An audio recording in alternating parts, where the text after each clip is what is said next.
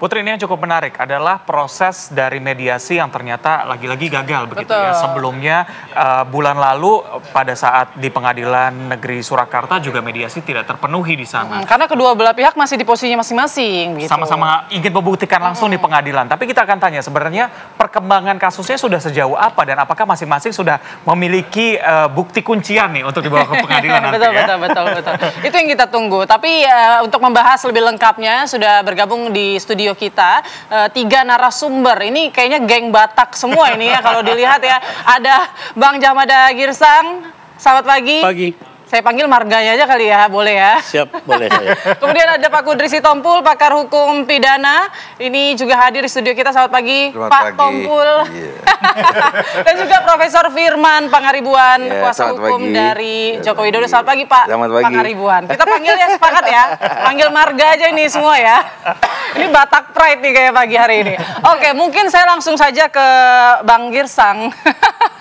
Bang Girsang. Mediasi gagal terus nih. Tampaknya memang kedua belah pihak ini pengen cepet-cepet nih masuk ke pengadilan. Oke, sejauh ini memang kebetulan yang di Surakarta kuasa hukum bukan kita, tapi ini masih dalam kesatuan ya, koordinasi. Tahap mediasi boleh dibilang batal ya, sudah batal ya. Mungkin sebentar lagi masuk ke pokok perkara. Tapi apa yang membuat itu menjadi batal? Tentu para pihaknya yang tidak mau mediasi. Kebetulan saya seorang mediator juga. Jadi saya tahu proses mediasi itu, setiap perkara perdata di pengadilan negeri manapun di Indonesia sesuai dengan Perma 1 2016 wajib melalui proses mediasi. Mediasi itu bisa 1 sampai 4 kali. Tapi bisa juga di setengah mediasi deadlock. Kan gitu kan? Nah, barangkali yang di Surakarta itu saya nggak tahu persis seperti apa, yang kita dengar adalah mediasinya sudah deadlock. Nah itu ya kita nggak tahu secara persisnya seperti apa yang terjadi di kamar mediasi itu. Kita hanya mendengar hasilnya saja. Mungkin komentar saya di Surakarta tentang itu, tentang Surakarta itu, karena saya tidak terlalu involved dalam. Saya konsentrasi di Polda Metro Jaya sebenarnya, dan saya kuasa hukum dari Rismon CS itu untuk kuasa hukum litigasi.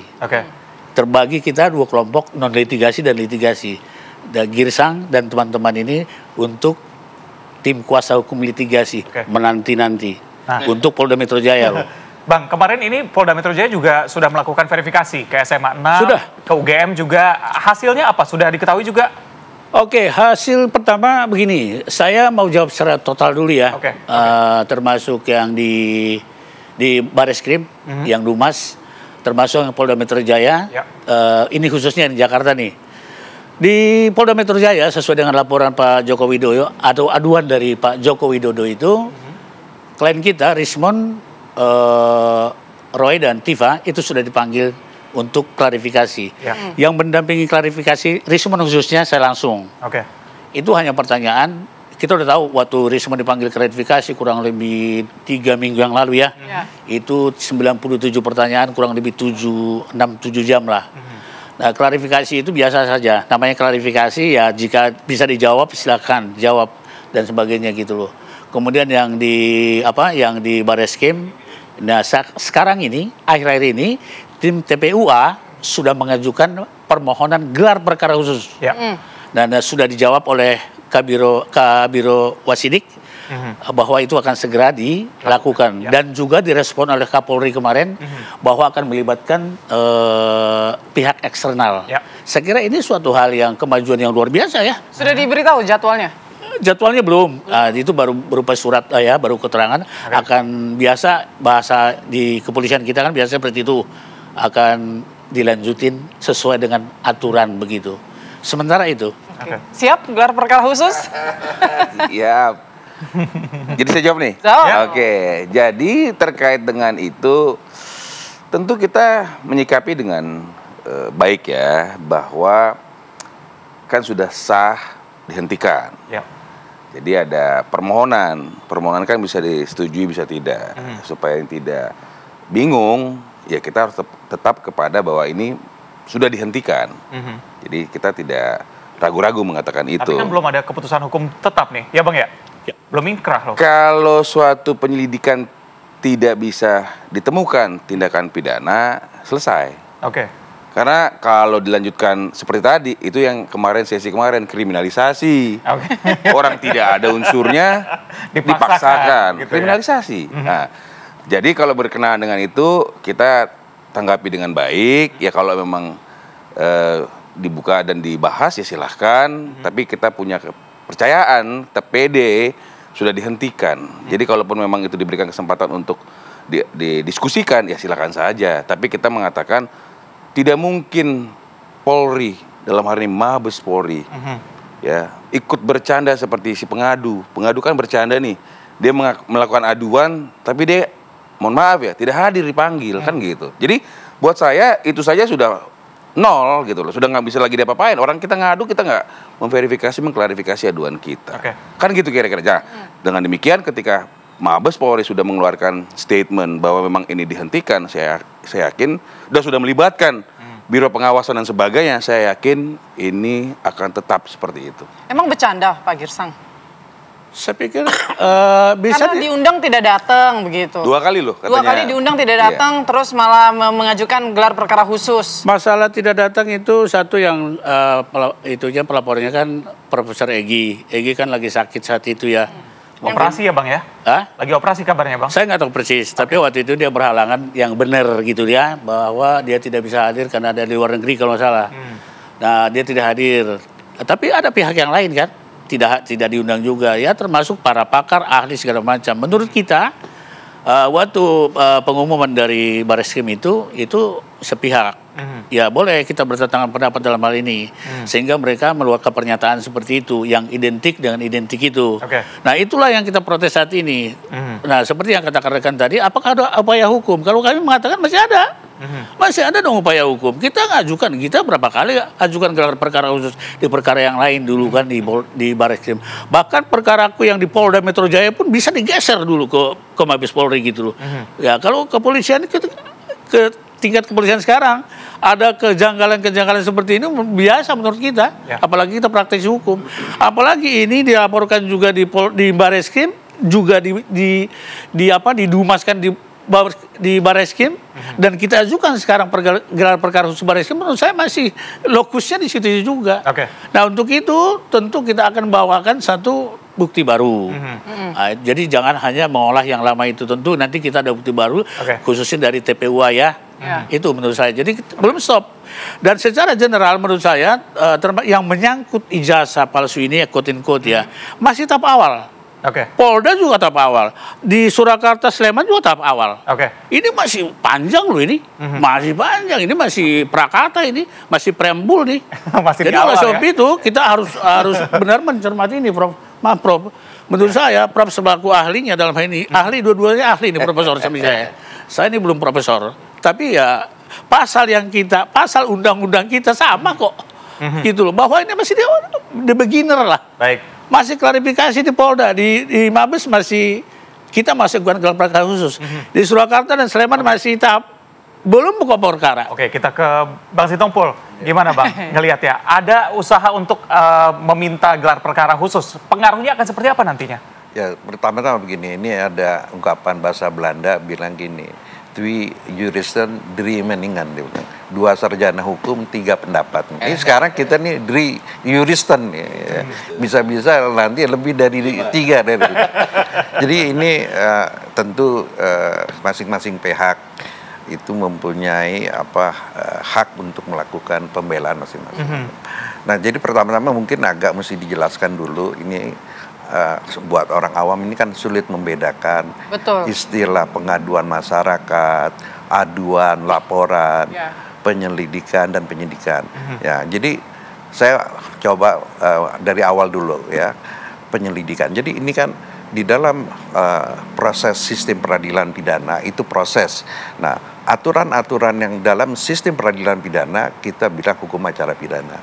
Nah, di dalam sistem peradilan pidana ada 7 tahap sebenarnya ya. Kita bisa bedakan antara pemeriksaan sebelum di persidangan dan di dalam persidangan.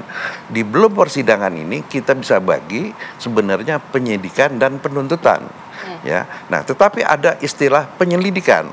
Nah, ini kenapa? Kalau kita lihat dari sistematika KUHP tidak ada bab khusus mengenai penyelidikan, tetapi dia masuk di bab penyidikan. Kenapa jadi awal dari bab 3 mengenai penyidikan itu adalah penyelidikan. Nah, ini kenapa? Kalau dalam bahasa Belanda itu bisa dibedakan antara opsporing dengan onderzoek. Jadi prinsipnya itu adalah onderzoek sebenarnya, penyidikan atau investigation, ya, criminal investigation, penelitian. Nah, tetapi dalam ininya supaya proses pro justisianya berlangsung dengan baik, cepat, dan itu, ya, dia lakukan penelitian awal, ya, namanya opsporing, atau kalau dalam sistemnya di Amerika itu disebut dengan initial investigation atau preliminary investigation.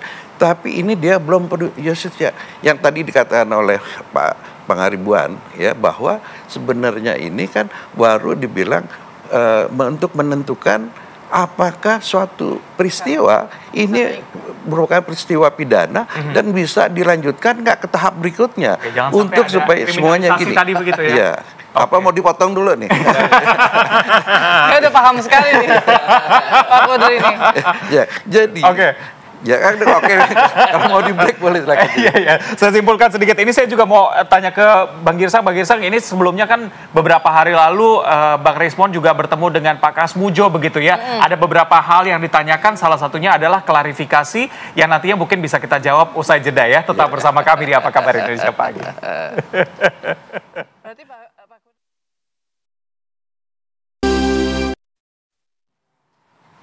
Oke, kita lanjutkan ke Bang Sitompul. Bang Sitompul, tadi ada hal yang masih belum clear begitu, ya, menggantung. Silakan lanjutan sedikit. Di dalam KUHP itu, ya, yang tadi terputus itu kan tidak ada ketentuan penghentian penyelidikan. Ya kan, yang ada itu penghentian penyidikan. Nah, dalam prakteknya bagaimana, ya, supaya kalau memang semua laporan tidak bisa dinyatakan itu bukan peristiwa pidana, atau sebenarnya peristiwa pidana tetapi sudah dihukum, ya, itu yang dibilang perbuatannya itu nebis in idem. Kalau misalnya perbuatan itu dibilang sudah dibuktikan, dia nggak bisa diadili lagi, atau dibilang oh ini bukan pidana, ada peristiwanya tapi ini perkara perdata atau tun, ya, bisa itu. Jadi di situ saringan pertama. Tetapi kalau misalnya tidak ada di perlindungan terhadap pengaduan, itu bagaimana? Jadi kita mesti lihat, ya, di dalam suatu peristiwa pidana ada dua pihak, antara korban tindak pidana dengan orang yang diduga sebagai tindak pidana, ya, criminal offender, ya. Jadi kan negara itu melindungi seperti alinea ketiga pembukaan Undang-Undang Dasar, bahwa tujuan dibentuk pemerintahan Indonesia untuk melindungi segenap bangsa dan tanah air. Nah, segenap lapisan bangsa ini siapa? Artinya hukum itu kan mau melindungi yang ada orang korban, ya, korban dari tindak pidana. Tapi kan negara juga harus melindungi orang yang diduga melakukan pidana, dia mesti dilindungi juga sebagai hak asasi. Nah, jadi di dalam teorinya itu ada persamaan perlakuan ekolam. Dan di dalam Undang-Undang Dasar kita pasal 28 itu diungkapkan lagi secara teknis dari penjelasan atau pembukaan undang itu, bahwa setiap warga negara mempunyai hak yang sama di muka umum. Ini yang kita sebut equality before the law. Jadi ini semua proses harus dilalui, yang tadi saya katakan hukum positif, karena ini kita due process of law. Jadi semua harus dilayani. Nah, di dalam KUHP itu tidak diatur bagaimana kalau orang ngadu nggak diteruskan. Yang diatur itu mengenai penghentian. Nah, kalau di dalam penyidikan, kalau penyidik itu menghentikan, orang yang merasa dikorban, termasuk penuntut umum yang sudah menerima SPDP, dia boleh mengajukan pra peradilan kalau itu SP3. Nah, kalau penyelidikan tidak dilanjuti, bagaimana? Apa dong perlindungan terhadap korban? Itu yang diharapkan dari Bang Rismon, ini karena harus masuk ke pra peradilan tadi. Nah, di dalam kasus misalnya ini, dalam kasus ini penyelidik ini sudah melakukan pemeriksaan dan menerima barang bukti. Padahal kalau ada penyitaan, penyelidik itu harus dapat izin dari penyidik. Walaupun ini dari penyelidik. Dalam kasus ini kita nggak tahu apakah penyelidik itu sudah dapat izin dari penyidik. Dan setiap penyitaan harus ada berita acara penyitaan. Kita nggak tahu. Penyitaan harusnya bermalam ya? Iya, bisa. Atau peminjaman, kalau kemarin kan ijazahnya beda. Kalau penyitaan itu diambil kekuasaan dari orang yang memegang kepada aparat, itu penyitaan. Dan harus diberikan berita acaranya. Nggak bisa orang berikan menyita itu. Nah, jadi semua ini ya kita nggak tahu. Tadi dibilang transparan, ya kan? Di dalam KUHP itu ya tidak diatur. Tetapi kalau kita lihat penjelasan pemerintah ketika mengajukan RUU KUHP, Undang-Undang 8 tahun 81 sebelumnya, diinginkan ini adalah perlindungan hak asasi. Karena hukum acara yang lalu di HIR itu ya tidak melindungi. Berubahlah ya dari sistem peradilan yang sifat non adversarial menjadi adversarial. Ya, jadi apa bedanya adversarial itu? Karena adversarial itu harus terbuka dan melindungi hak asasi baik yang korban maupun pelindung. Tetapi KUHP kita tahu pada waktu itu tidak sepenuhnya mau mengakui hak asasi karena sistem politik pada waktu itu tidak memungkinkan. Nah, di dalam perkap ini, di dalam konsideran pertimbangannya disebutkan bahwa untuk meningkatkan profesionalisme penyidik harus dibilang profesional, terbuka, terpercaya. Dan jadi di sini terbuka itu. Nah, memang tidak semua berkas perkara boleh dibuka oleh publik. Betul. Ya kan? Tetapi misalnya berita acara pemeriksaan tidak boleh dirilis. Tetapi tahap-tahapnya itu harus disebutkan. Sudah tahap apa? Itu tadi ya, dan itu sudah misalnya di dalam penyelidikan juga ada perkembangan penyelidikan dan penyidikan. Ini dalam rangka transparansi terbuka gitu. Baik, kita ke Bang Girsang. Tadi sudah mengeluarkan catatan sepertinya membahas hal yang penting. Tapi di awal juga sempat disebutkan ada bukti-bukti baru yang akan disampaikan begitu. Apakah ini ada hubungannya juga dengan penyebutan ijazah Made in Pramuka atau gimana, Bang? Made in Pramuka jangan terlalu masuk dulu ya. Itu kan baru beberapa jam lalu kan. Jadi aku tadi menyingkapi yang Prof katakan bahwa Prof sendiri mengakui bahwa pernyataan Bareskrim berapa minggu lalu tidak tahu. Kan ada pernyataan seperti itu. Ya kita apalagi lebih tidak tahu lagi bagaimana prosesnya di dalam, termasuk tadi tidak memanggil para pihak atau stakeholder yang ada di situ. Dan kita anggap itu, kita nyatakan itu prematur lah. Kita kan berapa kali seperti yang saya katakan tadi, berapa kali mengikuti gelar perkara. Apa yang membuat ini bisa prematur, Bang? Ya terlalu cepat, ya katakanlah menurut saya sih dari pengalaman kita itu gelar perkara kasus di Bareskrim itu ada prosesnya, pemanggilan dulu normal. Apakah ada permintaan dari pihak tertentu bisa minta ini lebih cepat atau gimana, Bang? Ya itu saya no comment ya. Itu kan terlalu dalam. Saya nggak masuk ke situ. Tapi kita lihat proses yang kelihatan saja. Kasat mata tiba-tiba ada konferensi pers seperti itu, dinyatakan bahwa itu. Nah belum lagi kita masuk ke pernyataan-pernyataan yang di situ identik dengan identik, itu kan udah perdebatan yang sangat alot ini gitu loh. Nah itulah endingnya dari gelar perkara khusus itu. Artinya tidak menghasilkan suatu produk yang benar-benar legal gitu loh. Itu yang kita ajukan. Bang Girsang, tapi dari pihak Anda memberikan tidak dokumen pembandingnya? Misalnya kan kalau hasil penelitiannya kan memang sudah dinyatakan otentik begitu ya, identik dengan pembanding lainnya. Nah, pembanding lainnya itu termasuk juga bukti yang mungkin Anda serahkan, ada tidak? Kalau tadi saya katakan yang melaporkan itu adalah dari TPUA ya, tapi koordinasi kita. Sekarang secara umum bukti apa sih yang kita dapatkan ijazah palsu ini? Everyone deh, setiap orang deh. Saya udah katakan tidak ada. Paling yang ada sama kita yaitu yang maksimum yang kita punya, mungkin fotokopi atau segala macam gitu. Itulah yang kita laporkan ke sana kan. Bukti itu saja. Lebih dari itu masa kita bawa aslinya, yang punya aslinya kan bukan kita gitu. Ya, atau mungkin pembanding lainnya, mungkin yang seangkatan atau mahasiswa UGM pada tahun itu mungkin yang Anda ada itu mungkin ada. Gitu. TPUA sudah melakukan itu. Satu kuncinya adalah laporan itu kan diterima. Seperti katakan Prof tadi kan. Syarat untuk interview, untuk SPKT itu segala macam, untuk awal itu luar biasa loh sekarang kepolisian. Nggak seperti dulu lagi, begitu lapor, langsung dibuat LP-nya gitu. Sekarang ada kamar-kamar khusus loh. Di interview di sana, di SPKT-nya 3 orang, bisa 2 orang melawan kita. Pasal mana yang kita harus ajukan, itu diuji loh. Lolos baru keluar LP-nya. Jadi kan kecurigaan Anda? Hah? Curigaan Anda? Proses? Ya, menurut saya itu tidak fair. Ya prematur itu kan namanya juga lahir prematur kan. Usianya tidak 9 bulan, 7 bulan lahir gitu. Itu prematur namanya. Itu tanggapan saya secara praktisi gitu loh. Kan gitu kan. Nah masalah tadi yang pramuka itu terlalu prematur juga saya komentari. Tapi di hari acara saya komentarin itu. Saya siap mengomentari itu. Karena kan itu bisa jadi salah satu bukti kuat kalau memang ternyata tuduhan palsu itu sumbernya dari sana kan gitu. Makanya kita pertanyakan Bang. Tapi belum mau menjawab. Belum menjawab. Saya mau jelaskan sedikit ini aja. Agar kita, kalau Persi kami ya, nggak tahu, kita karena Persi berlawanan gitu loh.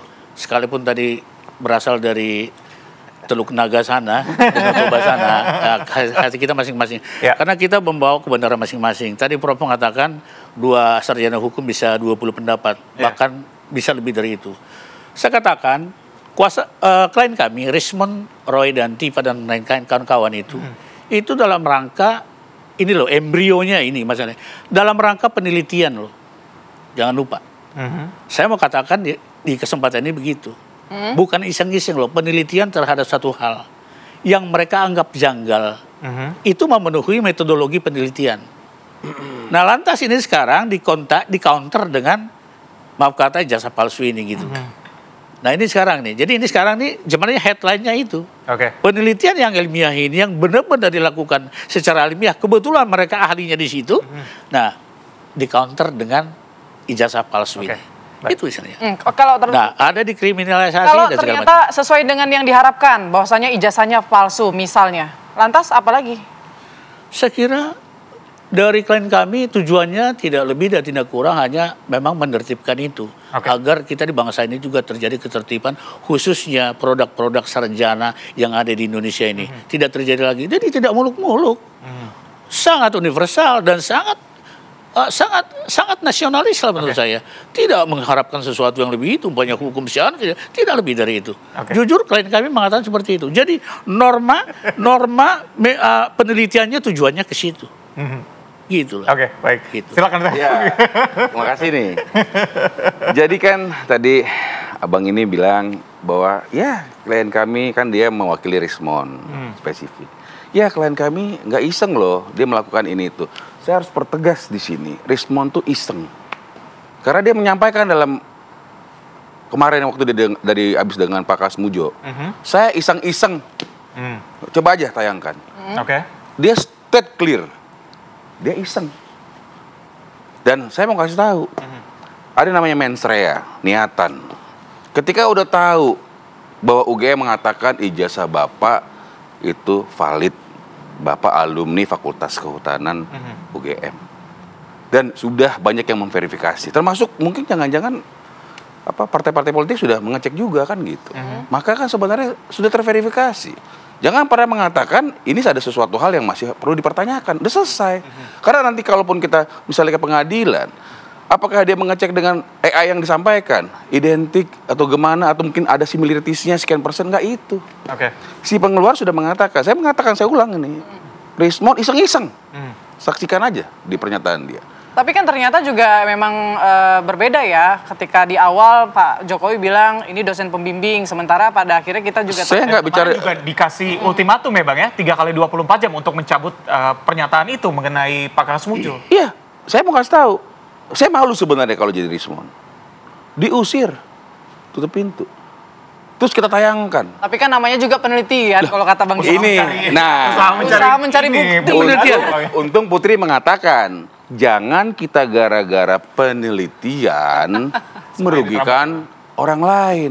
Jangan gara-gara kita mengatasnamakan penelitian lah, atensi lah, apalah, sehingga merugikan orang lain. Ya akibatnya kita tanggung sendiri nanti. Dan kita mau sampaikan di sini, kita melakukan tuduhan kan, begini. Enggak, itu fakta segala macam. Kita nggak bisa buktikan. Kita sudah ada pengaduan. Nambah dong. Baik nambah niatannya dari seseorang itu atau nambah orang juga kalau ada yang masih lainnya yang terus menarasikan. Ini kan ada ahli pidana juga dari UI yang bisa menyampaikan juga apa sih sebenarnya kan gitu. Jadi saya mau mengatakan di sini bahwa terkait dengan masalah apa yang disampaikan mengenai kepalsuan atau pemalsuan udah selesai. Udah selesai. Terus kemarin ada mengatakan, ya kita sedang menggugat harusnya begini begitu.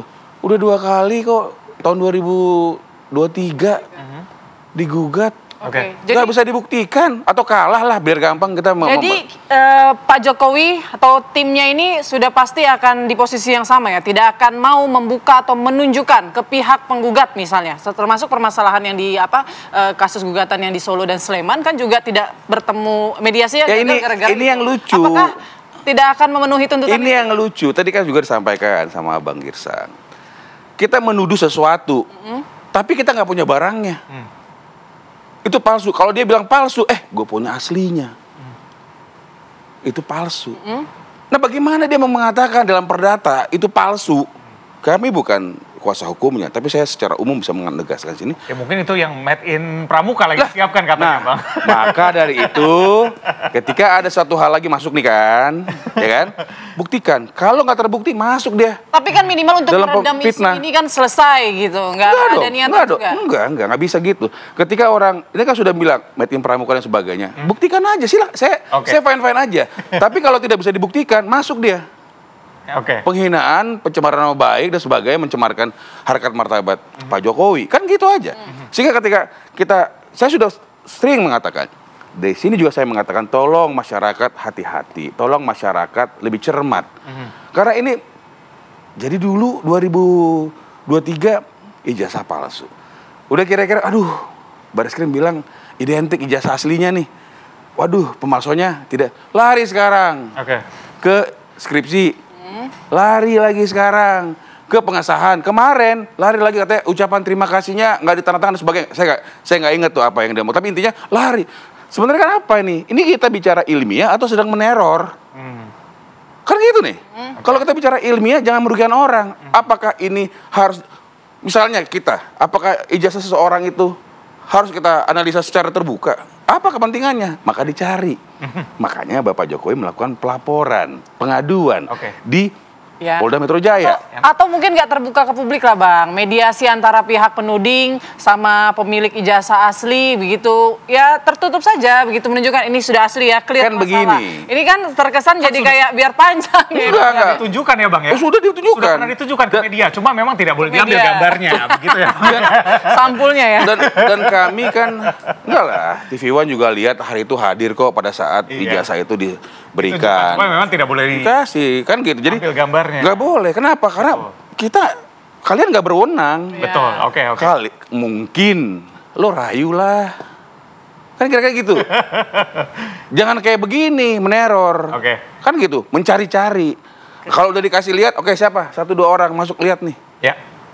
Ntar ada pemain lagi yang lain, karena ini sudah 2 tahun lebih. Itu jadi solusi penyelesaian tuh, Bang Girsang ya. Nanti kita tunggu ya, apakah nanti ke depan itu jadi pertimbangan mungkin untuk timnya Bang Rismon, Roy Suryo dan tetapi saya ingin tegas, kita tidak menawarkan. Ya. Oh jadi itu tidak. Itu contoh. Tapi saya mau mengatakan begini, kok bisa orang di sana nggak punya bukti? Kan kalau dibilang ini ijazahnya palsu, dia punya aslinya dong. Ini palsu tuh, ini aslinya ini nih. Ya kan? Ini nggak ada. Artinya apa? Mempersangkakan kan sesuatu hal yang tidak benar atau belum tentu benar. Kan gitu. Tidak ada putusan yang mengatakan itu palsu juga. Didaungkan. Nah sehingga ya kita tinggal tunggu nih. Kena nggak dia dengan proses hukum. Kan gitu. Nah mengenai yang tadi saya sampaikan tadi. Sesungguhnya bahwa kita minta tolong supaya media juga menyampaikan. Supaya masyarakat juga tenang. Hentikanlah semua narasi-narasi negatif, kira-kira gitu. Masyarakat tenang kalau kedua belah pihak juga tenang kan? Sampai kedua belah pihak ini bertemu, apakah mungkin salah satu tadi penawaran, itu bukan penawaran bukan ya? Penawaran. Saya hanya mau menyampaikan, contoh kok bisa orang menuduh ngotot, tapi tidak punya menuduh, nggak pegang aslinya, bilang itu palsu. Nah ini kan suatu langkah yang salah. Lebih-lebih dahsyat lagi, kita disuruh membuktikan bahwa ijazah kita palsu. Bukan asli ya. Tapi perlu saya tanggapi. Mohon maaf tapi ya Bang Girsang ya, kita waktunya singkat.